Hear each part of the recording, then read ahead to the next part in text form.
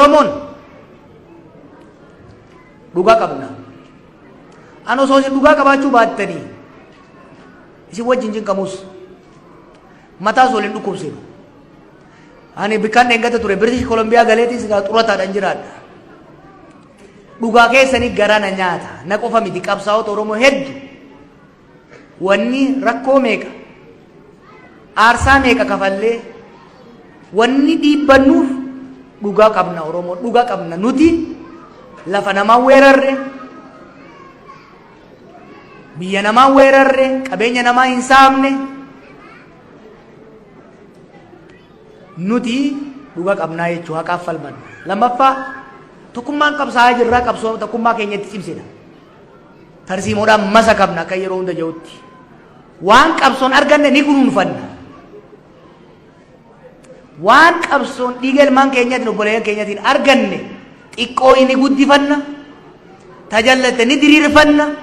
Takararraa mayne karatti deeffanna malee aarree xiiqiidhaan kakaanee morkaan kursiif jalatti hin cabsinu jechuudha. Haa ta'uu baannaan abbicha kursiirra jiru kursiirraaf jala kaafna. Jallaa Oromoo ni qajeelchina dinnaan diriiraan bakka buufna malee waan irratti haallee hin dhabnu. Kana namuu beekuu Oromoonis alagaanis kana beekuu qaba jechuudha. Taan qatte immoo itti guuttannan jaa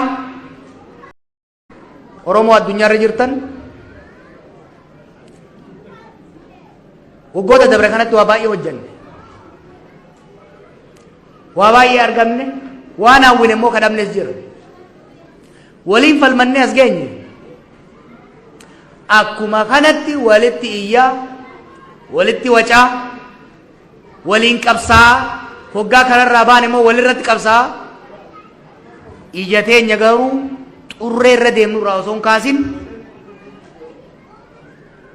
yeroo dachiin diriirtuu fiigaa, yeroo dachiin gaaraa haara galfachaa garuu osoo hin dhaabbatin jilbas qaqqabachaa as geenye jechuudha.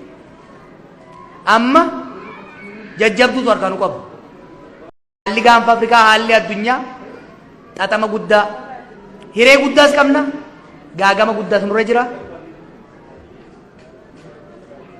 Wanni marii kanas akka goonuuf, wanni gara fuulduraa akka deemu barbaannuufis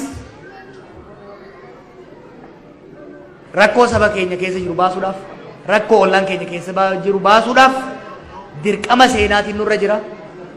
An akka Jawaar Mahaammaditti dhaabni an keessa jiru akka Kaafaa'ootitti waan hin reefu isiniin jee injifannoolee hangammaa argaman eegsisuudhaaf, rakkoolee mudaalee jiran furuudhaaf, Oromoo gara fuulduraa ceesisuudhaaf dongora kaleessarraa barachaa jirra, barannee jirra.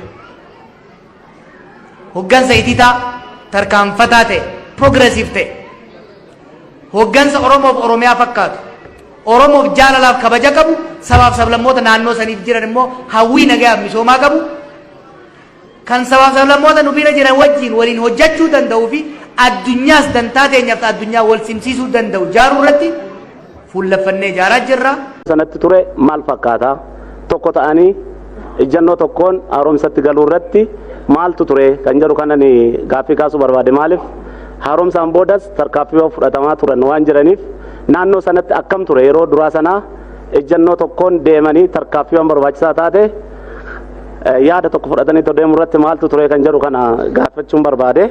Kanuma wal qabsiifamee waa'ee tokkummaa kaabinee ka'ee jira.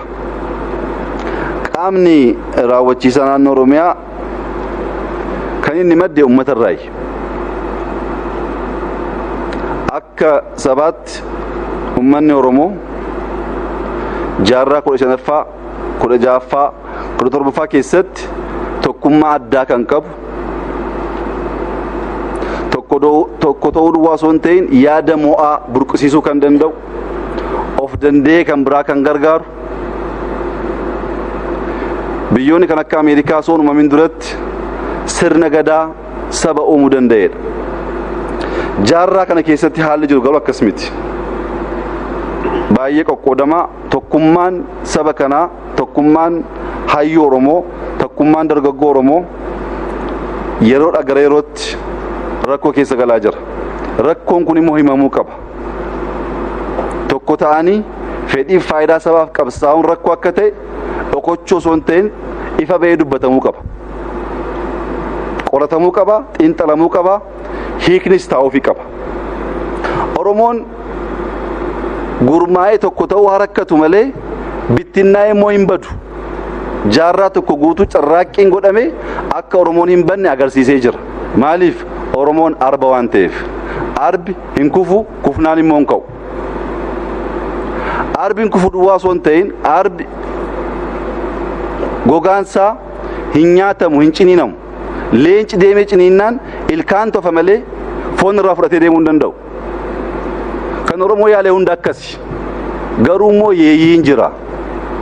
Kun ifatti himamuu qabaa jechuudha. Yeeyyiin maal godhaa? Arbi gaafa deemee mana fincaanii taa'u duubaan utaalee galuudhaan keessaa nyaatee fixe kuffisa. Waa'een tokkummaa keenyaa akkasii jechuudha. Keessaa nyaatama. Kan suuqame baay'eetu jira. Kana ilaalcha qaraa sirreessuun baay'ee barbaachisaa ta'a. Waa'ee dhuunfaatiif jiraachuu, waa'ee fedhii dhuunfaa afarsuu keessaa baanee gaaffii waliigalaa, gaaffii uummataa kaasnee deebisuu akka dandeenyuuf rakkoo jiru sirriitti baruudha. Yeroo biraa uummata bal'aa, dachii bal'aa, potenshaala guddaa kan qabu jenna. Amma sanatti qabsoofnee fedhiif faayidaa uummata kanaa maaliif guutuu dadhabna wayeen immoo deebi'ee waa'ee hiitaa jechuudha. Kanaaf kaabineen sanuma, inni kaan sanuma. Waa'een tokkummaa saba kanaa keessattuu yuubni Oromoo, hayyuun Oromoo qorachuu qaba. Jaarraan kun maal fakkaata? Kanaan dura Oromoon akkam ture kan jedhu sirnaan qoratamee dargaggoon baruu qaba. Tokkummaa malee injifachuun hin jiru. Wal dhaggeeffachuu malee achi ce'uun hin jiru. Wal nyaachuudhaan hiikaa saba gargaaruu danda'u fiduu hin danda'amu. Kanaaf kaabinee haa ta'uu, koree godinaa haa ta'uu, barataa haa ta'uu, barsiisaa haa ta'uu, diyaasporaa haa ta'uu, nama biyya keessaa haa ta'uu, waliin ta'ee yaada gurmeessee qabsaa'uu akka sabaatti rakkoon akka jiru hubatamuu qaba. Hin barsiisinii jedhamee gaafa kallattiin kennamuuf gaaf sana Jeneraal Taaddasanis kan dammaqina olaanaa keessa kan isaan galanii qabsootti cichan. Barnootaa fi teekinooloojiin dhaanii sabboonummaan keenya ifuu kan irra jiraatu. Barnootaa fi teekinooloojii irratti hojjenne naachuraalii sirna cimsina, sirna hin fidna. Barnootaa fi teekinooloojii irratti hojjenne diinagdeedhaan uummata keenya fayyadamaa hin goona. Barnootaa fi teekinooloojii irratti hojjennu taanaan erguu gahuu hin dandeenyu. Kanaaf dhaloota warri kaleessan qopheessaniin har'aas geenyarra. Har'a immoo dhaloota boruu qopheessuu qabna. Isa kanaaf mootummaan naannoo keenyaa sabboonummaan Oromummaa keenya ifuun kan irra jiraatu barnootanii, beekumsaanii, teekinooloojiidhaanii jedhee amana jechaadha. Sirni barnootaa akka sirratu godhamee jira. Tokkoffaan kana.